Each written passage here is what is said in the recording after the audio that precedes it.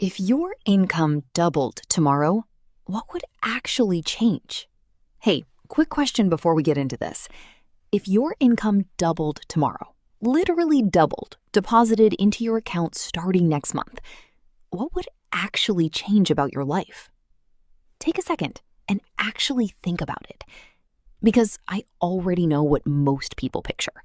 A bigger apartment, a nicer car, more takeout, more travel, a closet that finally matches the salary. That's the normal reaction, and honestly, it's a completely human one. More money should feel like more freedom. But here's the uncomfortable truth I've learned, both from my own life and from watching other people's financial lives up close. A bigger income can quietly become one of the most dangerous things that ever happens to your bank account. Not because money is bad, because of what tends to happen right after you get more of it. I'm Annie, and this channel is about building real wealth, not the kind you can see from the outside, but the kind that actually protects you. And today, I want to walk you through 15 habits that I believe you should keep doing even after you can technically afford not to. Not because you have to live small forever, but because the people who actually become financially free are usually the ones who kept a few boring habits long after they became optional. By the end of this video, you'll understand exactly why raises quietly disappear for so many people and what to do differently so yours doesn't. Why more money quietly turns into the same problems. Here's the thing nobody tells you about lifestyle inflation. It doesn't happen in one dramatic moment. Nobody wakes up and decides to blow their raise. It happens quietly, one small upgrade at a time, until your normal has completely changed without you noticing. It usually goes like this.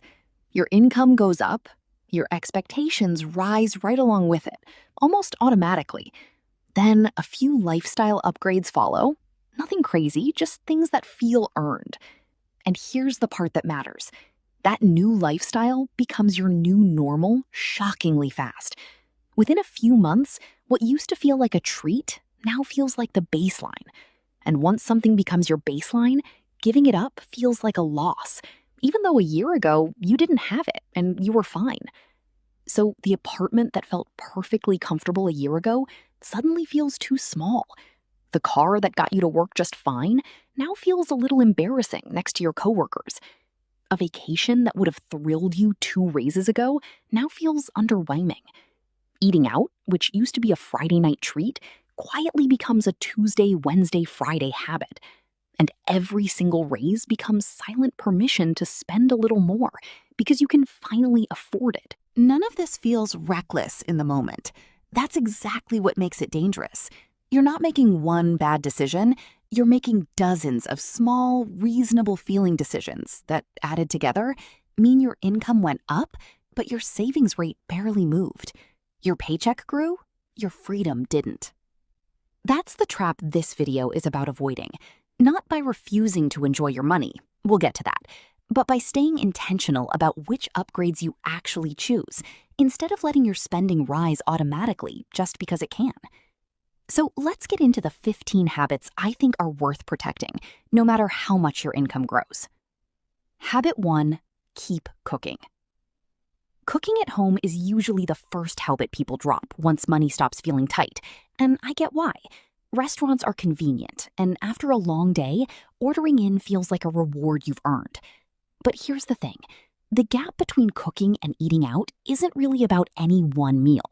It's about what happens when eating out quietly becomes your default instead of your exception. Think about it this way. A home-cooked dinner might cost you a fraction of what the same meal costs at a restaurant once you add in the markup, the tip, and the delivery fees. That gap, repeated several nights a week for years, isn't small. And if that difference gets invested instead of spent, assuming something like a 7% average annual return over time, it can genuinely compound into a meaningful chunk of money. I'm not saying restaurant food and home cooking are identical experiences, because they're not. You're paying partly for convenience and partly for not doing dishes. But the financial gap is real, and it's worth being honest with yourself about how often you're paying for that convenience. The mistake most people make isn't eating out occasionally. It's letting occasionally quietly turn into most nights without ever consciously deciding that's what they wanted. A simple fix: keep a running mental note of how many nights a week you're actually cooking versus ordering. If that number has crept down as your income has crept up, that's lifestyle creep showing up on your plate. And speaking of things that quietly get more expensive as income rises, let's talk about cars. Habit 2: don't let your car payment grow with your paycheck. A reliable, paid-off car is one of the most underrated wealth tools there is, and it's usually the first thing people trade in the moment their income jumps. Suddenly, the car that got them to work every single day for years feels like something to be embarrassed about. Here's what's easy to forget: a car is a depreciating asset. It loses value the moment you drive it off the lot, and it keeps losing value every year after that, regardless of how much you paid for it. A newer, more expensive car doesn't produce income. It doesn't grow. It just gets you from one place to another, the same job your older car was already doing. That doesn't mean you should drive something falling apart forever. If your car is unreliable or unsafe, replacing it is a real need, not a lifestyle upgrade. The distinction that matters is between replacing a car because it no longer works and repulsing a car because it no longer matches your income. One is maintenance. The other is lifestyle creep wearing a practical disguise. A useful gut check: if your current car still runs well and gets you where you need to go, ask yourself honestly whether a new one would change your life or just change how your life looks to other people. Habit 3: let your housing grow slower than your income. Housing is where lifestyle creep does its most damage because it's the one upgrade that feels the most responsible.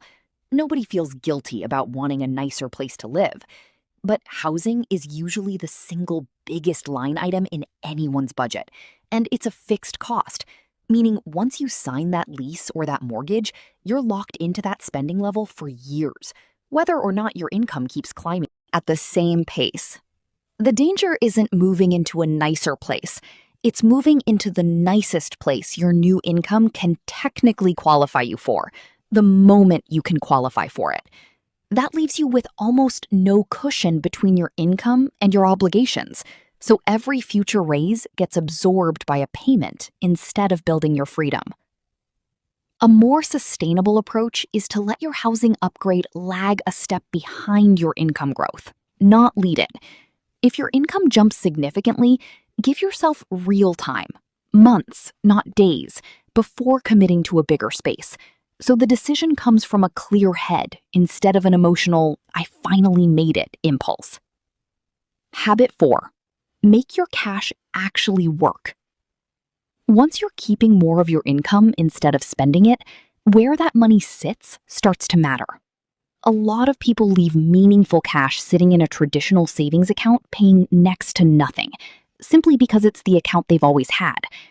Meanwhile, competitive high-yield savings accounts, which are widely available online, typically pay a noticeably higher rate on the exact same kind of money. The interest rate environment shifts over time, so it's worth comparing your bank's actual rate against current options, rather than assuming your account is already competitive. This one is almost pure upside. It's not riskier. It's not more complicated. You're not doing anything differently with your money except choosing an account that actually pays you fairly for holding it. The mistake is treating My Bank as a permanent decision instead of something worth periodically checking, the same way you might check if you're overpaying for insurance. A simple action: once or twice a year, look up your savings account's actual interest rate and compare it to what competitive online banks are currently offering. If there's a meaningful gap, that's essentially free money you're leaving behind. Habit 5: buy the version that works, not the version that signals. Generic and store brand products quietly earn a bad reputation they don't always deserve. For a huge number of everyday items, basic groceries, medications, household staples, the difference between the name brand and the store brand isn't quality, it's packaging and marketing. This isn't about buying the cheapest version of everything on principle. It's about noticing which purchases are actually about quality and which ones are about the label. For plenty of products, paying more buys you a logo, not a better result. The skill worth building here is simply pausing long enough to ask which one you're actually paying for.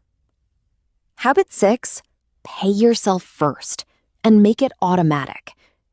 This is one of the most important habits on this list because it removes willpower from the equation entirely. Most people's default approach to saving is backwards. Spend first, save whatever happens to be left over. The problem is that there's almost never anything meaningfully left over because expenses have a way of expanding to match whatever's available. Flip the order. The moment your paycheck lands, a portion moves automatically into savings and investments before you ever see it as spendable money. You're not relying on discipline in the moment. You've already made the decision once, and your system just keeps executing it. This habit matters even more as your income grows, because it's exactly the moment when it's easiest to let your automated savings percentage quietly stay the same in dollar terms while your spending balloons around it. A practical move? Every time your income increases, revisit that automatic transfer and consciously decide whether it should increase too, instead of leaving it on autopilot from your old salary. Quick pause here. If this is already shifting how you think about your money, go ahead and subscribe.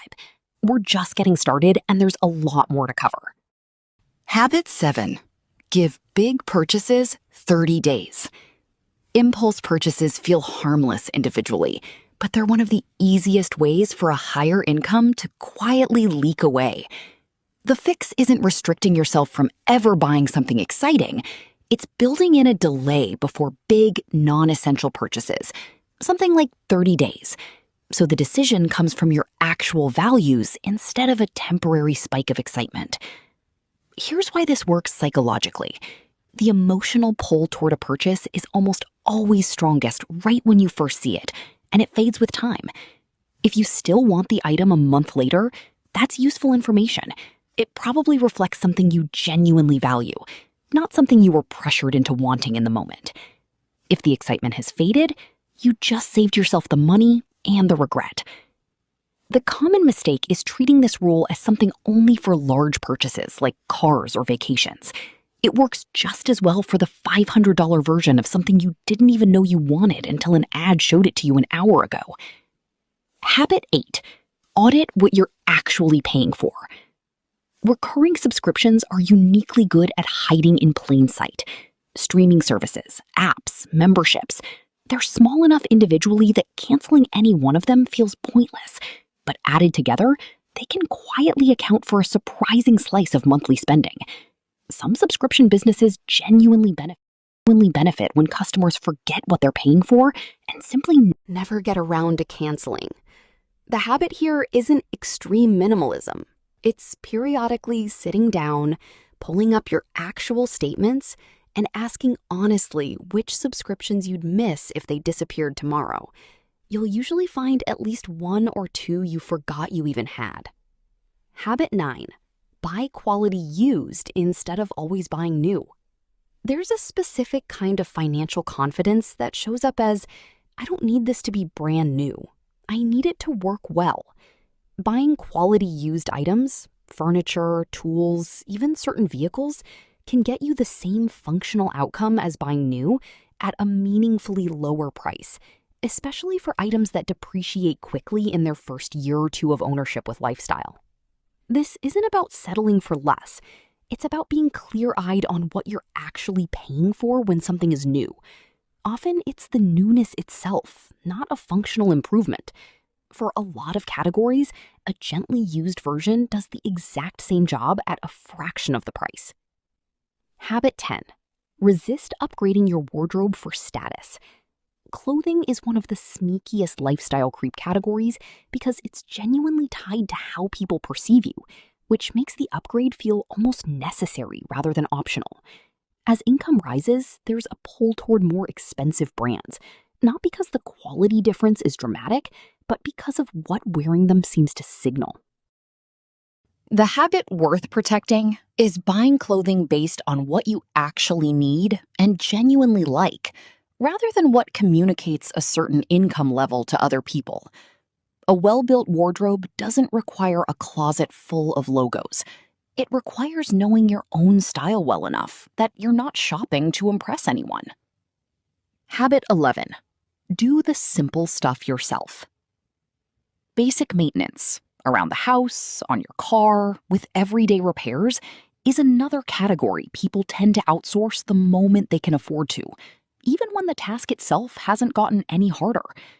There's real value in continuing to handle the simple things yourself. It's often faster than scheduling someone else to do it. It saves real money over time, and honestly, there's a quiet confidence that comes from being capable with your own hands. This isn't about doing everything yourself out of stubbornness. Some jobs genuinely require a professional, and paying for expertise is smart, not wasteful. The distinction is between outsourcing something because it requires real skill you don't have versus outsourcing something simple purely because writing a check feels easier than an hour of effort. Habit 12. Know your numbers. You cannot manage what you don't measure, and a huge number of people genuinely don't know their own numbers. Not their spending by category, not their savings rate, not their net worth. It's not usually because they don't care. Here's why this habit matters more as income grows, not less. The more money moving through your life, the easier it is for meaningful amounts to disappear into categories you're not paying attention to. Tracking doesn't have to mean obsessively logging every coffee. It can be as simple as checking your net worth every few months and noticing the trend line. Is it moving up? Is it moving up as fast as your income has grown? Those two questions alone tell you almost everything you need to know about whether lifestyle creep has been quietly winning. Habit 13. Stop measuring yourself against everyone else. This might be the hardest habit on this entire list because it's less about spreadsheets and more about ego. Comparing your lifestyle to other people's is one of the most reliable ways to justify spending you wouldn't otherwise choose. The problem is that you're almost never comparing your full financial picture to theirs. You're comparing your view of their car, their vacation photos, their house, to your own actual bank account. And that's not a fair comparison because you have no idea what their debt looks like, what their savings rate actually is, or what their financial stress looks like behind closed doors. One common pattern is spending to keep pace with a lifestyle you're only seeing the highlight reel of. The healthier question isn't, how do I compare to them?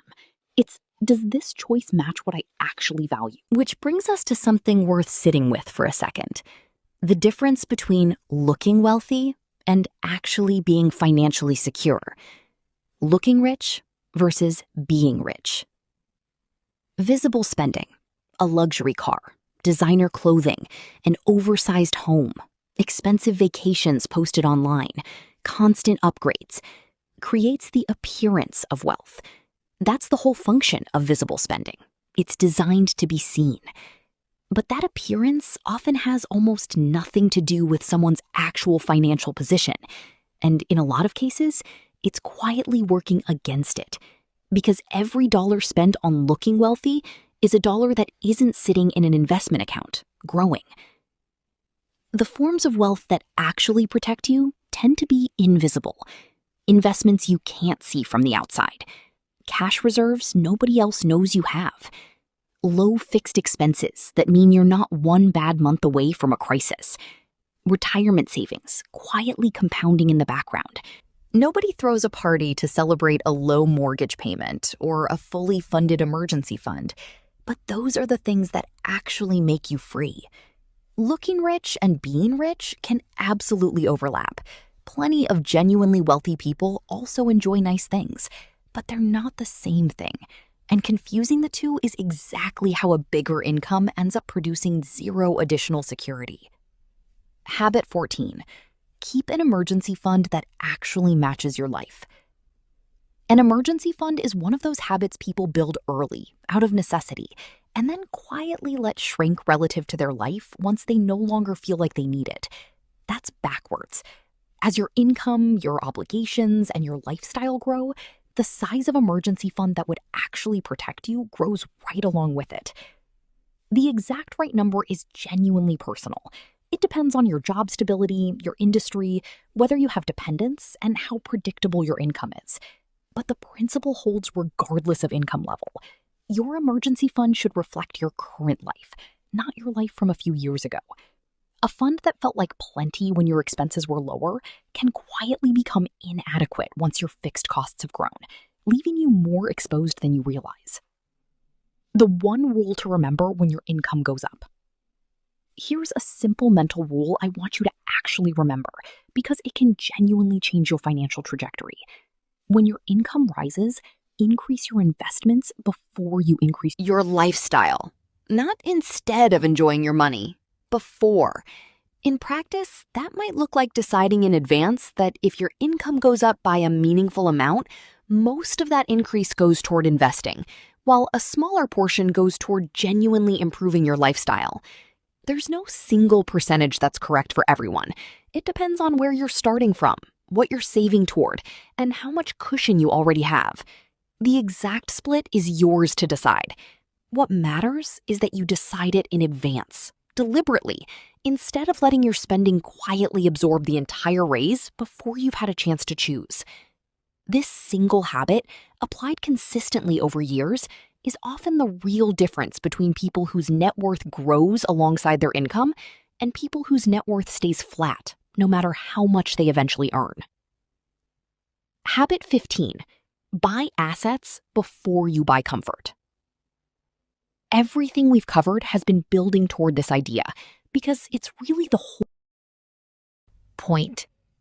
There's a difference between spending that consumes your money and spending that can eventually produce more of it. A nicer car consumes money. It costs you up front and keeps costing you in gas, insurance, and depreciation forever. An investment can do the opposite. It can put money to work on your behalf, quietly generating more value over time, whether or not you're actively doing anything. Think of it this way. Every dollar you earn is basically a tiny employee you get to hire. You get to decide what job that employee does. You can assign it to a depreciating car payment, where it works for a while and then quietly disappears, or you can assign it to an investment, where it keeps working year after year, potentially hiring more tiny employees of its own as it grows, assuming a reasonable average annual return over a long time horizon, which is never guaranteed, but which history has generally rewarded patient investors. This is why buying assets before increasing comfort matters so much. It's not about denying yourself forever. It's about sequencing, building the machine that produces income and freedom first, and letting your lifestyle grow from the output of that machine, rather than eating into the machine itself before it's had a chance to grow. A retirement account, for example, whether traditional or Roth, is one of the most straightforward ways to put this into practice. Contributions to a traditional account can generally reduce your taxable income today, while a Roth account works differently, growing and typically coming out tax-free in retirement instead. Neither is wrong. They're just different tools for the same underlying goal, which is directing today's dollars toward tomorrow's freedom instead of today's comfort. Every one of the 14 habits before this one is really just a way of freeing up dollars. This 15th habit is what you actually do with them. That's the payoff. That's the whole video, compressed into a single decision you get to make every time money comes in. Does this dollar buy me comfort right now, or does it buy me freedom later? Neither answer is automatically wrong, but the healthiest financial lives are built by people who ask the question on purpose, instead of never asking. Coming back to the beginning. So let's go back to where we started. If your income doubled tomorrow, what would actually change? For a lot of people, the honest answer is a bigger house, a newer car, more expensive everything, quietly absorbing every extra dollar until the raise disappears into a slightly upgraded version of the same financial life they had before. But I want you to consider a different answer. What if the strongest response wasn't about anything you could photograph? What if it was simply, my financial freedom would double before my lifestyle did? That's not a sacrifice. That's a choice. And it's one you get to make regardless of what your income actually looks like right now.